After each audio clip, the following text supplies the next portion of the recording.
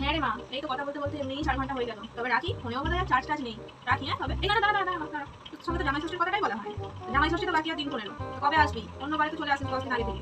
এবারে আসবি না কেন? জামাইয়ের কাজ আছে? ও, তুই চলে আয় নাতি নাতনি দুটোকে নিয়ে। ওদের তো স্কুলে ছুটি পড়েছে। কে তোর বৌদি? না না, বলেছিল আমার একদিন আগে যাবো। বললাম না, একদম না। আমার মেয়ের এবছর 15তম জামাই ষষ্ঠী। নতুন ছবিটা কি হয়েছে? নতুন বলে এখন আগের দিন যেতে হবে? ওসব যেতে হবে না, আমার মেয়ে আসবে। তুমি সব সকালবেলা থেকে সমস্ত রান্না করে দিয়ে তারপরে বেলায় যাবে। হ্যাঁ হ্যাঁ রে মা, তোর ননদগুলো আসবে নাকি? কবে আসবে? 2 দিন আগে। 2 দিন আগে এসে কি হবে? দিনের দিন আসবে সব। ও তুই এসব বাদ দে, তোর শাশুড়ি বুঝবে না। হ্যাঁ, তুই আবার রান্না করতে যাবি কেন জামাই ষষ্ঠী? আমি তো রান্না করার জন্য গিয়ে দিয়েছি। না না, তুই চলে আসবি সপ্তাহখানেক আগে। হ্যাঁ ঠিক আছে, রাখ রে মা। দেখি আবার সেই মহারানী কি করছে। মাটাকে তো দিন রাত ফোন করবে, মাটা সারা দিন রাত ফোন শোনা দেবে। হ্যাঁ রাখি। হ্যাঁ না গো। হ্যাঁ গো বৌমা, মা রাখছি ফোনটা। রাতের খাবারটা কি করবে? তুমি যে বসে বসে ফোনে গল্প করছো? তোমার কাজ নেই, তোমার মারামি কাজ নেই নাকি? দিন রাত মেয়ের কানে ফোন করা যাচ্ছে? চলো এই রাতের খাবার করে চলো। সবসময় বেশি বেশি এদের।